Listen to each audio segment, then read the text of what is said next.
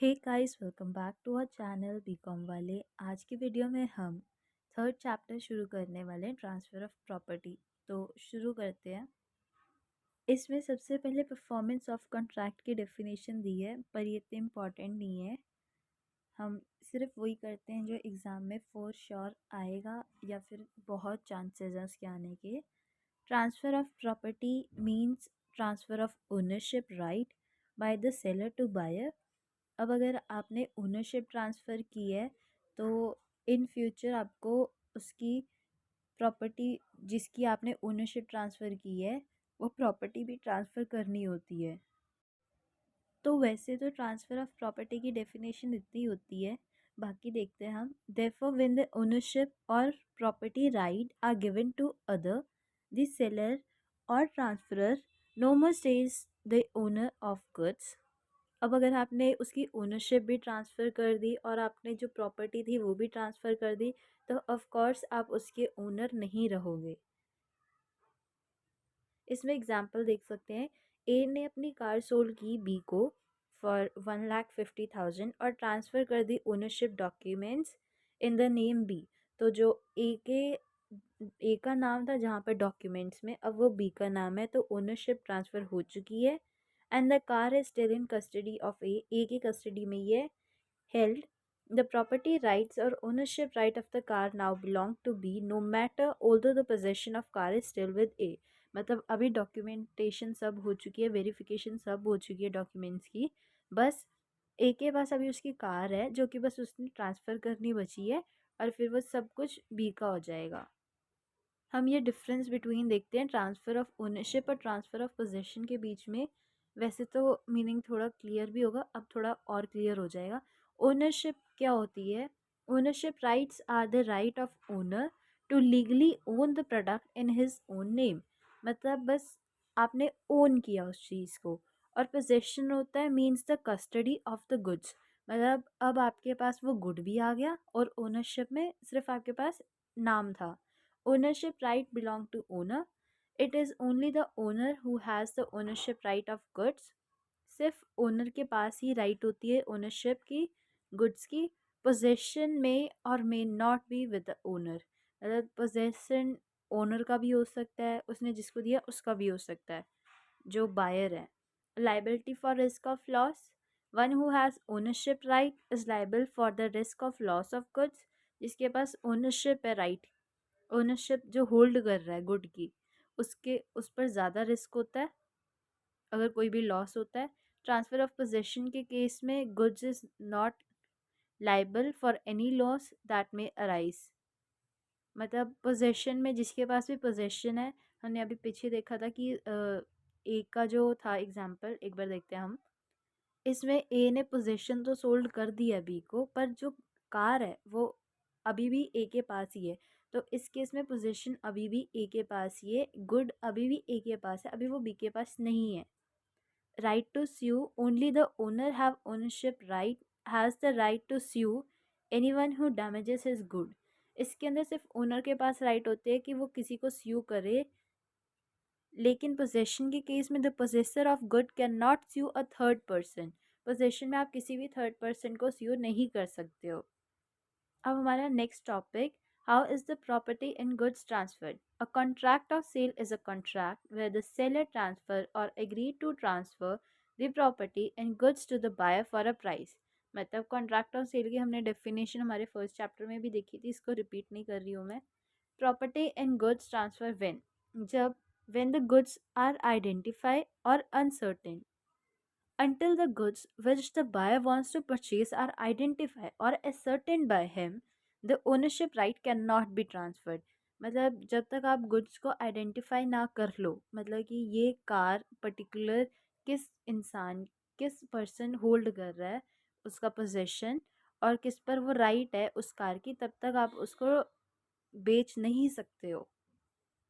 इसमें उन्होंने बोला कि आप फर्स्ट चैप्टर के काइंड ऑफ गुड्स जो हम कर चुके हैं, आप उसमें भी देख सकते हो कि असर्टेन गुड्स कौन से होते हैं, असर्टेन कौन से होते हैं, फ्यूचर गुड्स और कंडीशनल। ये सब हम फर्स्ट चैप्टर की वीडियो में किया है, अगर आपने नहीं देखी तो आप जाके देख सकते हो।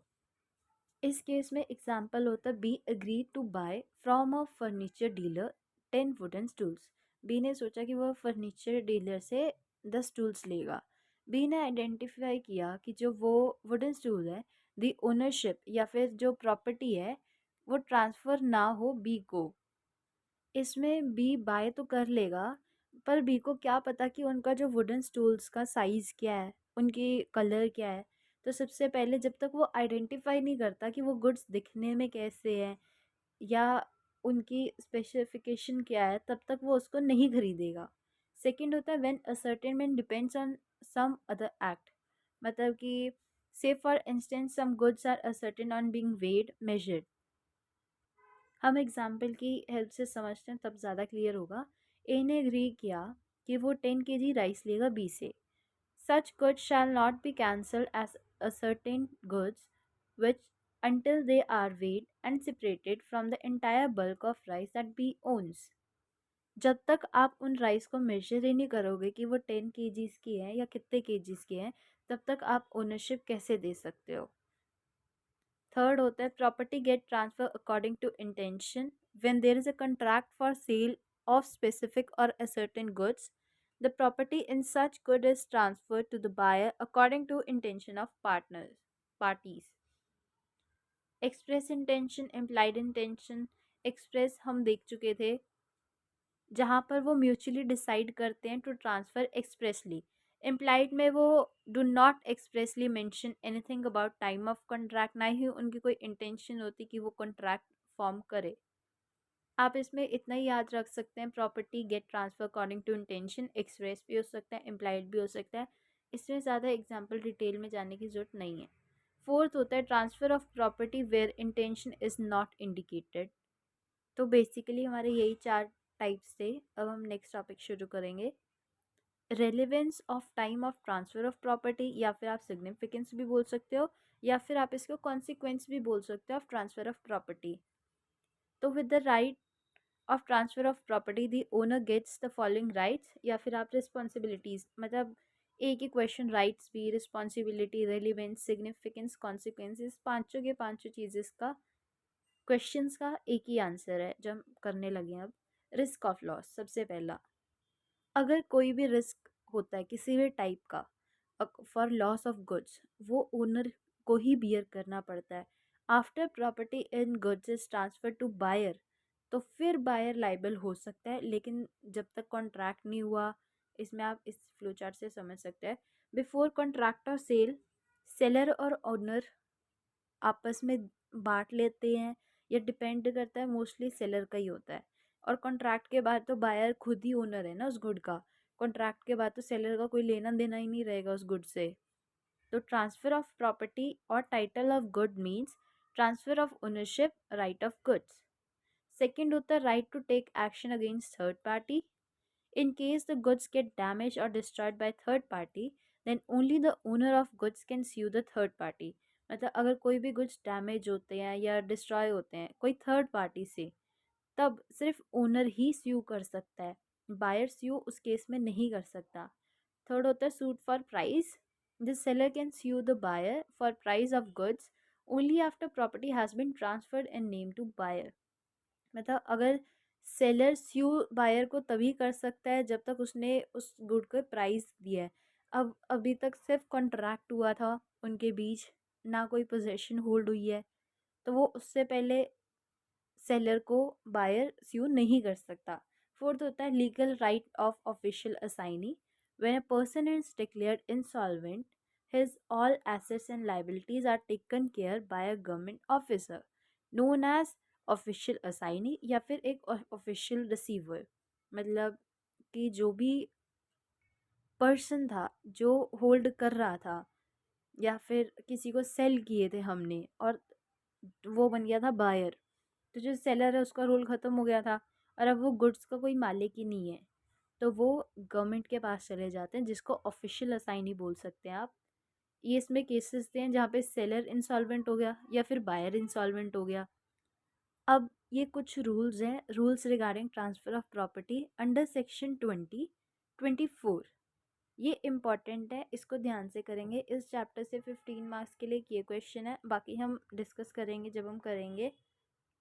वैसे ये ट्रांसफ़र ऑफ प्रॉपर्टी एक इम्पॉर्टेंट चैप्टर है क्योंकि एक बहुत बड़ा चैप्टर है और डिफ़िकल्ट चैप्टर भी है एज़ कम्पेयर टू बाकी 4 सेल ऑफ गुड्स एक्ट के। तो आप देख लेना आपने ये करके जाना एग्ज़ाम में या छोड़ के जाना है। वैसे एक टिप, जब भी आप 15 मार्क्स का क्वेश्चन शुरू करो, अगर आपको क्वेश्चन में ये भी बोला है कि rules regarding transfer of property, तो आप सीधा रूल्स रिगार्डिंग उससे शुरू मत करो। आपने 6 शीट्स भरनी होती है, तो फर्स्ट पेज पे आप डेफिनेशन लिख सकते हो ट्रांसफ़र ऑफ प्रॉपर्टी की। हमने जो भी अभी तक किया उसमें से कोई भी पॉइंट्स उठा के लिख दो, कोई भी फ्लो चार्ट बना दो। फिर जो आपके सेकंड होता है उसके अंदर आप पूरे पेज पर ये फ्लो चार्ट बना सकते हो, और बाकी हर पेज पे एक एक आप हर चीज़ को एक एक पेज पर या फिर हाफ, मतलब आप खुद देखो ना, इसके अंदर जैसे 5 हैं तो 5 को या तो आप एक एक पेज कर लो या फिर उस हिसाब से आप इसको सबसे पहले हम देखते हैं section 20, specific good in deliverable state. जब तक गुड्स डिलीवरेबल स्टेट में नहीं होंगे तब तक आप उन्हें ट्रांसफ़र नहीं कर सकते हो। सबसे पहला, there is a contract for sale of specific goods. Second है condition, contract was an unconditionable contract, मतलब बिना किसी कंडीशन के आपने कॉन्ट्रैक्ट फॉर्म किया था, किसी गन पॉइंट पर नहीं हुआ था वो contract form. Third, goods were in a deliverable state, ये सेम ही बात हो गई। तो इसके अंदर ये बहुत कुछ दिया हुआ है। Section 20 is applicable only when the contract of sale is for specific goods, that is goods which are identified by the buyer before making the contract. आप तभी उनको लोगे जब आप उनको आइडेंटिफाई कर पाओ। एग्जाम्पल, ए ने आइडेंटिफाई किया कि 10 गुड्स हैं that he wants to buy from B before entering into a contract और सेल विद बी। तो such goods are specific goods, कि गुड्स की बहुत सारी कैटेगरीज होती है, इसमें ज़्यादा डिटेल में नहीं किया बट हम यही अजम्पशन लगा रहे हैं इसमें से कि जैसे डॉग्स होते हैं, डॉग्स बहुत सारे टाइप के होते हैं। उसने ये तो बोल दिया कि मैं 10 गुड्स लूँगा, पर उस मतलब 10 डॉग्स लूँगा, पर उसके अंदर उसने यही नहीं आइडेंटिफाई किया कि 10 डॉग्स कौन से होंगे, कौन सी कैटेगरी के होंगे। तो आप देख सकते हो इसे। एग्जाम्पल्स इसमें बहुत सारे दिए हैं, ज़्यादा एग्जाम्पल्स तो नहीं करेंगे, एक कर लेते हैं। Lucky contracts to buy chair from furniture market. Lucky ने सिलेक्ट कर ली chairs before making the contract, that is the goods chairs were specific goods, and then enters into contract. But when the chairs were completely loaded on the truck met with an accident और chairs थी वो टूट गई, तो lucky shall suffer the loss as the property in goods had been transferred in his name। मतलब जब वो transfer हो रहे थे, अब लक्की ने खुद करवाए थे। इसमें भी दो कैटेगरीज हो सकते हैं। एक तो कि या तो जो जहाँ से जिस भी मार्केट से उसने लिया, जहाँ से उसने कॉन्ट्रैक्ट फॉर्म किया, कि जो ट्रक था वो उनका था या फिर लक्की का था। अगर वो उनका होगा तो लॉस वो सफ़र करेंगे, अगर लक्की का था तो लक्की सफ़र करेगा। अब वो उसको ये तो नहीं बोल सकता ना जिससे उसने कॉन्ट्रैक्ट किया कि ट्रक मेरा था, गुड्स मेरे थे, आपने तो सही सलामत दिए पर वो मेरे तक पहुँचे नहीं, तो अब इसमें उनका कोई फॉल्ट नहीं है क्योंकि जो ट्रक था वो लक्की का था। सेकंड होता है section 21, specific goods not in deliverable state. जब contract is for sale of specific good या फिर अंडर अनकंडीशनल सेल, या फिर गुड्स एक डिलीवरेबल स्टेट में है ही नहीं, आपने गुड्स की अच्छे से पैकेजिंग ही नहीं किया। फॉर एग्जांपल, हम अगर किसी शॉप पर जाए जहाँ पे हमें राइस लेने हैं, हम उन्हें बोलते हैं हमें 5 kg चाहिए। अब वो किसी कंटेनर या जिसमें भी होते हैं उसमें है तो है, पर वो हम उसको ऐसे ही नहीं उठा के लेके जा सकते जब तक वो मेजर करके उसको अच्छे से पैक नहीं करके देंगे हमें। तो डिलीवरेबल स्टेट आप उससे देख सकते हो। Then the property and goods passes to the buyer when the goods are put in deliverable state. तो जो प्रॉपर्टी एंड गुड्स होती है वो बायर के पास हो जाती है अगर गुड्स डिलीवरेबल स्टेट में हैं। The fact that the goods have been put in deliverable state must come to knowledge of buyer. Buyer के नॉलेज में होना बहुत इम्पॉर्टेंट है। एग्जाम्पल, मोना ने कॉन्ट्रैक्ट किया कि वो 10 बैग्स ऑफ शुगर लेगी। 6 बैग्स वर फिल्ड मोना के सामने, but before the remaining bags could be full, एक फायर लग गई और जो भी क्वांटिटी ऑफ शुगर थी वो खराब हो गई। Held, Mona shall bear the loss of 6 bag of sugar as they were in deliverable state. और जो सेलर था वो लाइबल होगा 4 बैग्स की जो डिलीवरेबल स्टेट में नहीं है। मतलब इसमें मोना ने कॉन्ट्रैक्ट किया था वो 10 बैग्स लेगी शुगर का, 6 बैग फिल्ड थे, 4 नहीं थे। तो 6, अब मोना ने ये सोचा कि वो 10 के 10 इकट्ठे लेके जाएगी, बट वो लेके जा सकती थी उन 6 को। तो अब उसके अंदर मोना ही लायबल होगी जो जल गए, और 4 जो वो डिलीवरेबल स्टेट में ही नहीं थे तो वो शॉपकीपर होगा। बाकी ये एक और केस है रग वर्सेस मिनट 1809, ये ईयर में था। वैसे तो हर पार्ट के साथ एक ही बहुत होता है। अगर आप एक को भी अच्छे से एक्सप्लेन कर दोगे, थोड़ा खुद से बना के, थोड़ा उनको फ्लो चार्ट्स की हेल्प से, तो वो सारी स्पेस ले जाता है।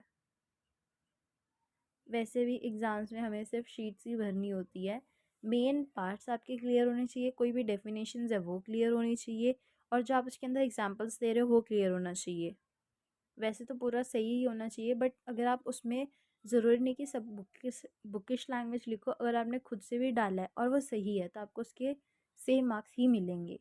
थर्ड होता है section 22 specific goods where price is yet to be determined, जहाँ पे there is sale of specific goods या फिर गुड्स डिलीवरेबल स्टेट में है, but something is to be done to ascertain the price of goods, जैसे कि measuring, testing और weighing उसकी बची है अभी। तो फिर जो प्रॉपर्टी ऑफ गुड्स होंगी ना वो बायर को पास कर जाएगी इस केस में जहाँ पे असर्टेनमेंट है प्राइस की। एग्जाम्पल देखते हैं। एक बायर ने कॉन्ट्रैक्ट किया कि वो बाय करेगा 10 quintals of oil from a seller. ये प्राइस दिया हुआ है 2000 पर क्विंटल। अब इसके अंदर क्या हुआ, the seller weighed 3 quintals of oil and deliver them to the buyer, और बायर ने पे किया था 3 क्विंटल्स ऑफ ऑयल। इसके अंदर अब उसने पे किया 3 क्विंटल्स के लिए, और उसको उसने वे किया और उसको दे दिए। अब जब तक वो बाकी के 7 का प्राइस नहीं देगा तब तक वो मेजर भी नहीं करेगा, और अगर जब तक मेजर ही नहीं होगा, जब तक वो डिलीवरेबल स्टेट में ही नहीं आएगा, तब तक वो उसको सेल कैसे करेगा। ये सेकंड भी है सिमन वर्सेस स्विफ्ट। एक कॉन्ट्रैक्ट फॉर्म हुआ for sale of stock of bark at 9 to 5 per ton. जो बाग था was weighed by the seller और बायर के agent. Part of it was weighed and taken away by the buyer, but उससे पहले कि वो कुछ और वे करते, it was carried away by flood. तो इसके अंदर जो भी लॉस होगा अनवेड पोर्शन का, which was carried away by flood, seller को ही फॉर्म देना पड़ेगा और वो बायर पर पास नहीं हो सकता, क्योंकि अभी तक उसको वे ही नहीं किया था आपने।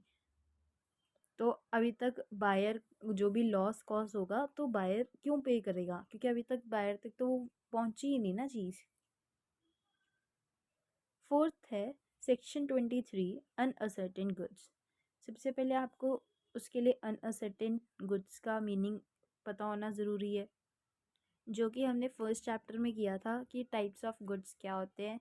वो मैंने कहा था 5 मार्क्स के लिए इम्पॉर्टेंट है, गुड्स की डेफिनेशन भी और काइंड ऑफ गुड्स एक ही बात है, मतलब वो गुड्स से रिलेटेड हो गया तो आप उसमें लिख सकते हो। तो देखते हैं इसे। When there is a contract for sale of uncertain goods, property in good does not pass to buyer until the goods are uncertain.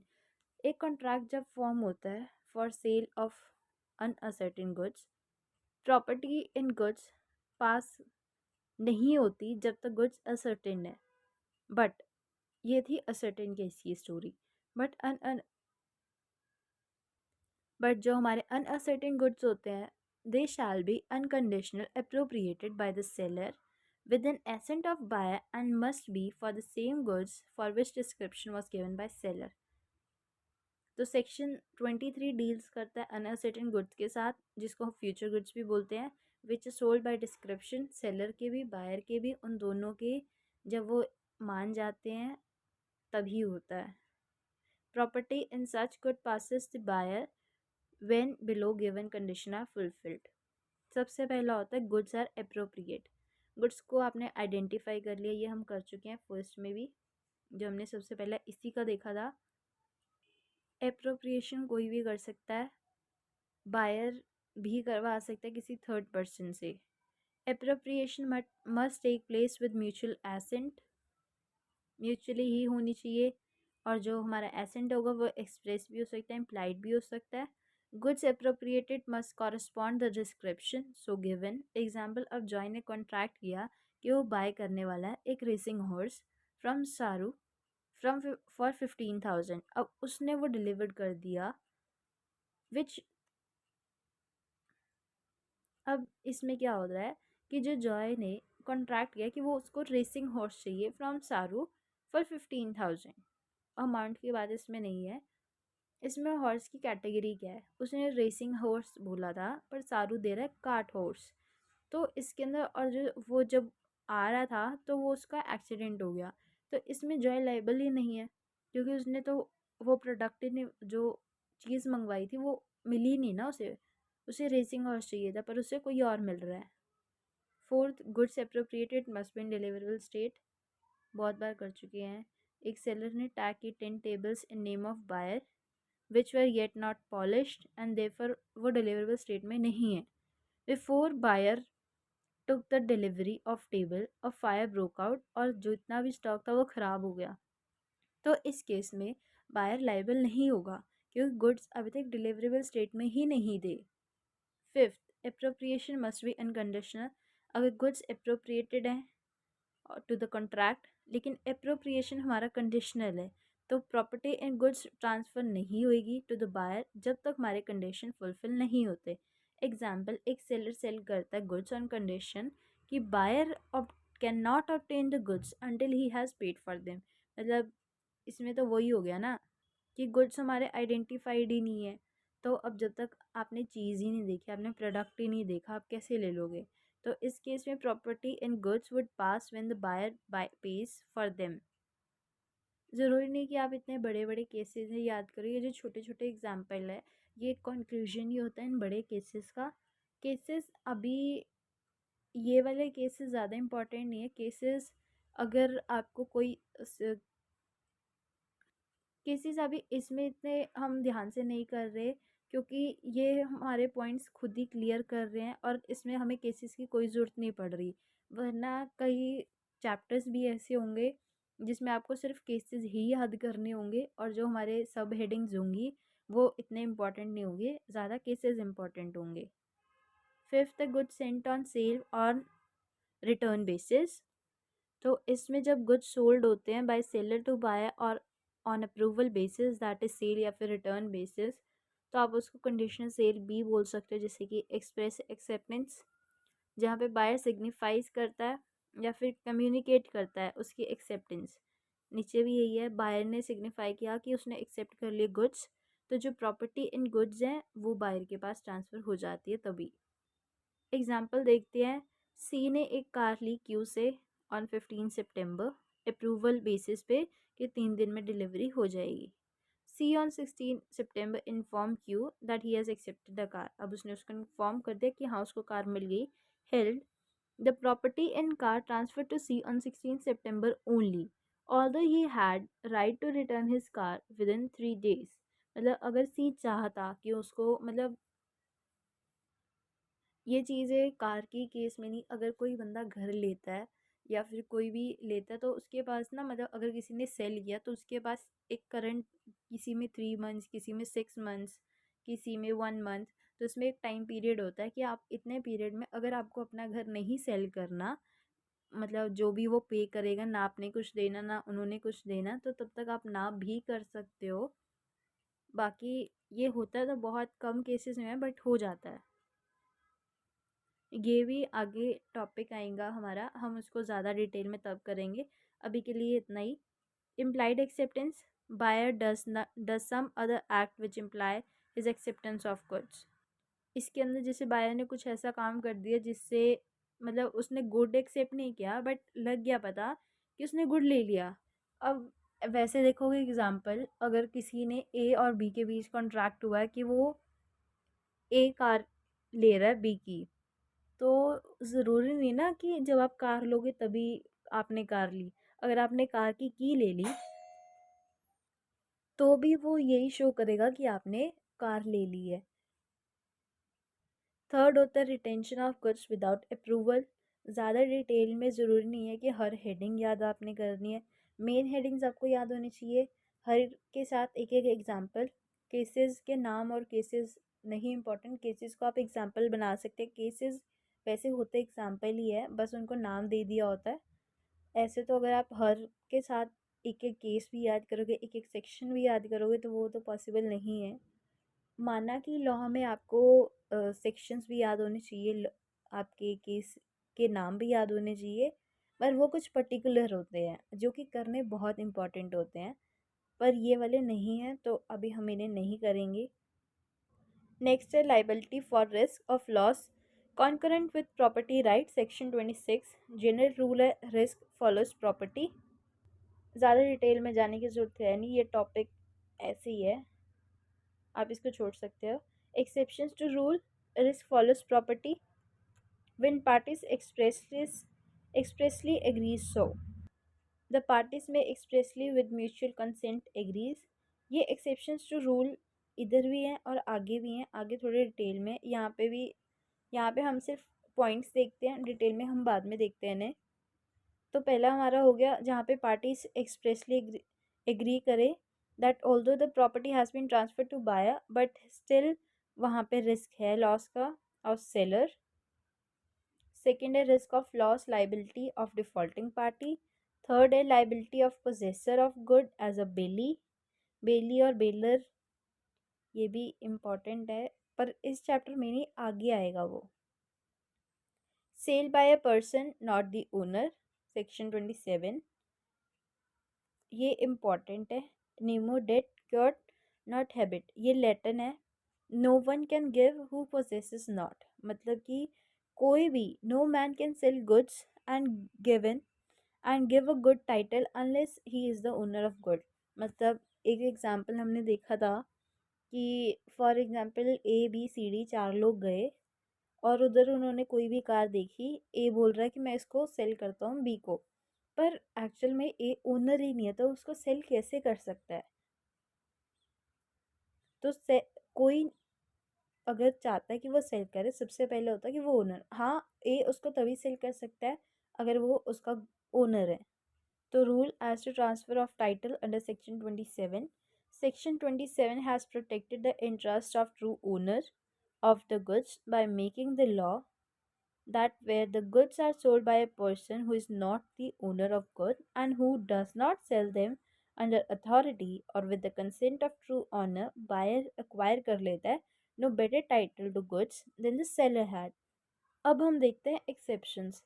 ये चैप्टर में बहुत सारे क्वेश्चंस है, वैसे तो हमारा मेन ही क्वेश्चन है जो हमने 5 सेक्शंस की के साथ किया है, बट वैसे वो भी अब हमारे एक्सेप्शंस भी, लाइबिलिटी भी हमने शुरू में भी किए थे 1-2 क्वेश्चंस, तो इसमें से बहुत सारे क्वेश्चंस बनते हैं। ये एक लेंदी चैप्टर है। तो सबसे पहला है sale by implied authority of title of owner of title by estoppel, जहाँ पे जो ट्रू ओनर होता है ऑफ गुड्स का, वो अपने कंडक्ट या फिर बिहेवियर से बायर को बिलीव करवा देता है कि जो सेलर ही था वो ओनर था गुड का। For example, Ankit tells Harleen with a hearing of joy that he, Ankit, is the owner of certain good which actually belong to Joy. Joy does not contradict Aniket's statement.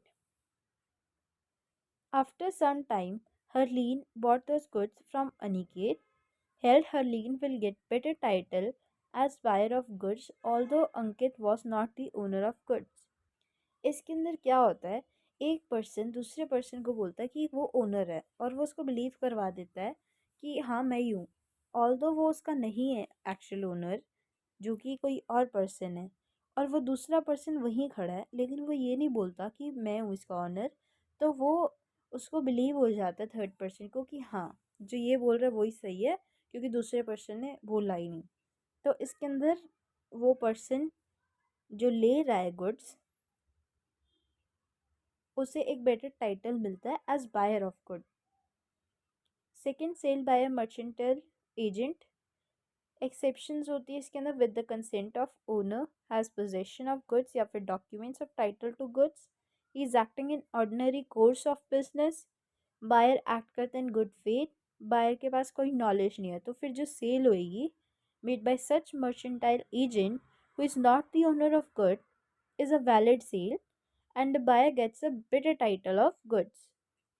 इसमें definition दी है here the term mercantile agent means an agent having in customary course of business as such agent authority either to sell goods or to consign goods for the purpose of sale or to buy goods or to raise money on security of goods under section 2 subsection 9 of Sale of Goods Act 1930.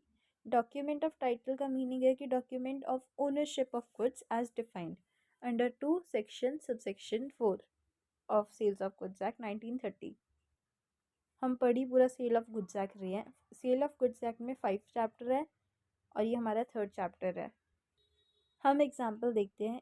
A jewellery house owner had appointed Rahim as agent कि वो देखभाल करे उस jewellery shop की, और are ने sold कर दी ज्वेलरी टू मिस्टर एक्स.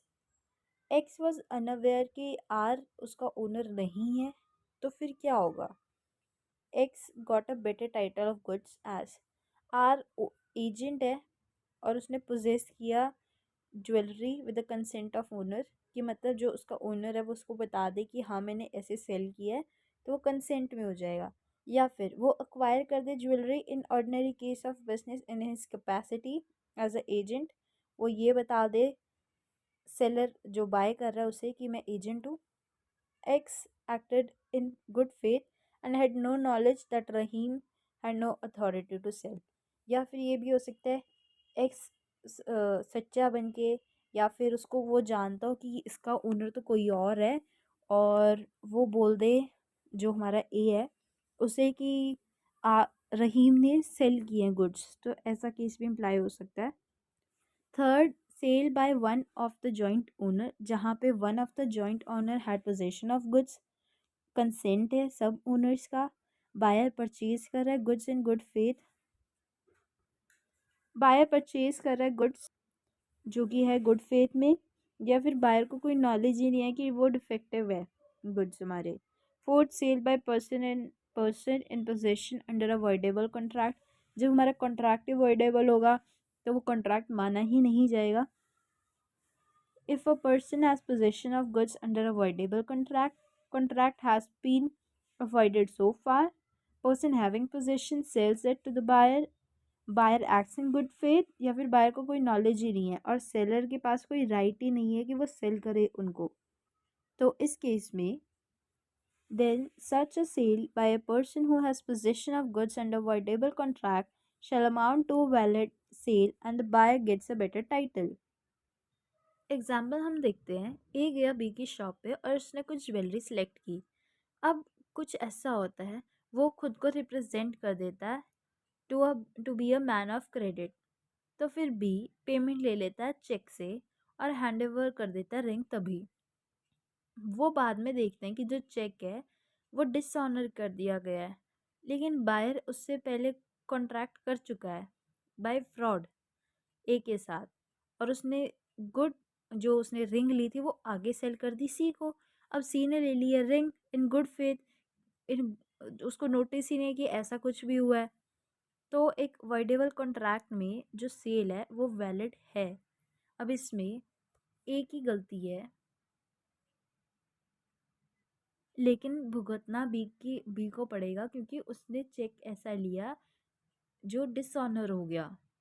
पर अब इसमें उसकी हेल्प नहीं हो सकती क्योंकि वो जो उसने सेल की थी अब इसके अंदर थर्ड पार्टी इन्वॉल्व होगी और थर्ड पार्टी ने तो सही पेमेंट की है. फोर्थ होता है sale by seller in possession of goods after sale under section 30 subsection 1 of sale of goods act 1930. इसके अंदर seller has possession of goods after sale with the consent of party जो कि buyer होता है. Seller sell कर देता है goods जो कि ऑलरेडी सोल्ड हैं एक न्यू बायर को. सेलर बाइस जो हमारा न्यू बायर है वो गुड फेथ में एक्ट करता है. न्यू बायर को कोई नॉलेज ही नहीं होती कि जो सब हुआ है.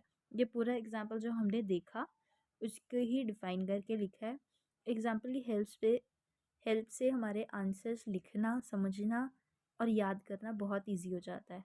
तो फिर इसके बाद क्या होता है. It amounts to a valid sale although the seller is no more the owner of goods. अब एग्जाम्पल देखते हैं. साहिल ने सेल किए 100 bags of wheat to Vikram. अब विक्रम ने डिलीवरी कर दी पेमेंट, डिलीवरी ऑफ पेमेंट जो भी होना वो 3 महीने बाद होना है, before delivery are goods to Vikram. तो वो एक अलग केस है। लेकिन एक दूसरा है जहाँ पे साहिल सेल करता है गुड्स टू प्रीतम, और प्रीतम को कोई पता ही नहीं है कि उनके बीच कोई कॉन्ट्रैक्ट हुआ है कि उसने बाद में देने हैं पैसे या जब मर्जी देने हैं, और वो पहले ही पे कर देता है। हम इसको थोड़ा इजीली समझते हैं। 3 लोग हैं ए बी सी। ए बी के बीच में कोई कॉन्ट्रैक्ट हुआ कि ए बी को 10 kg ऑफ राइस दे रहा है, लेकिन बी ने क्या बोला कि अभी मेरे पास पैसे नहीं, तो फिर ना मैं तुमको 3 महीने बाद दूंगा। तो वो कहता है कोई बात नहीं। और उसके बाद क्या होता है, बी सी को सेल कर देता है और सी से पेमेंट ले लेता है। तो जो बी और सी के बीच में कॉन्ट्रैक्ट हुआ, जो सेल हुई, वो तो वैलिड है ना, बेशक ए और बी के बीच में हुई नहीं है वैलिड। तो sale by seller in position before buying, when a person having bought or agreed to buy goods obtained with the consent of seller possession of goods or document of goods and sells them to a third party. 7 sale by an unpaid seller। Unpaid seller कौन होता है? अब जो exercise who has exercise his right to lien, right to stoppage in transit, but still does not receive the payment from buyer, such an unpaid seller may resell the same goods। तो इस case में जो हमारा new buyer होता है shall acquire a better title to goods। Next होता है हमारा sale by finder of goods, section 169 of Indian contract act 1872। ज़्यादा डिटेल में नहीं जा रही मैं उसके। सेल बाय पावनी, वो कौन होता है? जो हमारा प्लेजी होता है। ये सेक्शन 176 ऑफ कॉन्ट्रैक्ट एक्ट 1872।